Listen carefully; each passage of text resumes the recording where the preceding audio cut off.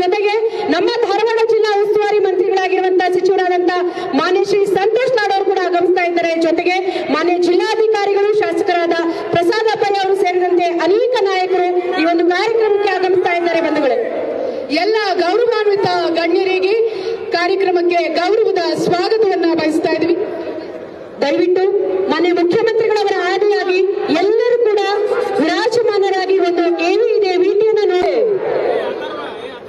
ಅಮೃತಾಸದ ನೆರವಿನೊಂದಿಗೆ ಈ ಒಂದು ಕಾರ್ಯಕ್ರಮದ ಆರಂಭವನ್ನ ಶುಭಾರಂಭಗೊಳಿಸ್ತಾ ಇರುವಂತದ್ದು. ನೇರ ದಿಟ್ಟ ನಿರಂತರ ಸ್ಪಷ್ಟತೆಯ ಪ್ರತಿರೂಪ ಅಂತ ಹೇಳ್ಬೋದು. ಪರಿಪಕ್ವವಾದಂತಹ ವ್ಯಕ್ತಿತ್ವ, ಅಂತಃಕರಣ, ಅನುಭವ, ತಾಯಿ ಹೃದಯ ಇರುವಂತಹ ಮಾನ್ಯ ಶ್ರೀ ಬಸವರಾಜ ಹೊರಟ್ಟಿಯವರ 45 ವರ್ಷಗಳ ಸುದೀರ್ಘವಾದ ರಾಜಕೀಯ ಜೀವನ ಅನುಭವದ ಈ ಮಧುರಾತಿ ಮಧುರ ಗಳಿಗೆಯಲ್ಲಿ ನಮ್ಮ ಹೊರಟ್ಟಿ ಸರ್ ಅವರ ಅಭಿನಂದನಾ ಕಮಿಟಿ ವತಿಯಿಂದ ಅವರಿಗೆ ಅತ್ಯಂತ ಆತ್ಮೀಯವಾಗಿ ಗೌರವವನ್ನು ಸಲ್ಲಿಸಲಾಗ್ತಾ ಇದೆ. ಮಾನ್ಯ ಮುಖ್ಯಮಂತ್ರಿಗಳವರ ಆದಿಯಾಗಿ ವೇದಿಕೆ ಮೇಲಿರುವಂತಹ ಸಚಿವರು ಹಾಗೂ ಶಾಸಕರು ಅವರನ್ನ ಪ್ರೀತಿಯಿಂದ ಸತ್ಕರಿಸಿ ಗೌರವಿಸುವಂತ ಮಧುರ ಗಳಿಗೆಗೆ ನಾವು ನೀವೆಲ್ಲರೂ ಕೂಡ ಸಾಕ್ಷಿ ಆಗ್ತಾ ಇದ್ದೇವೆ.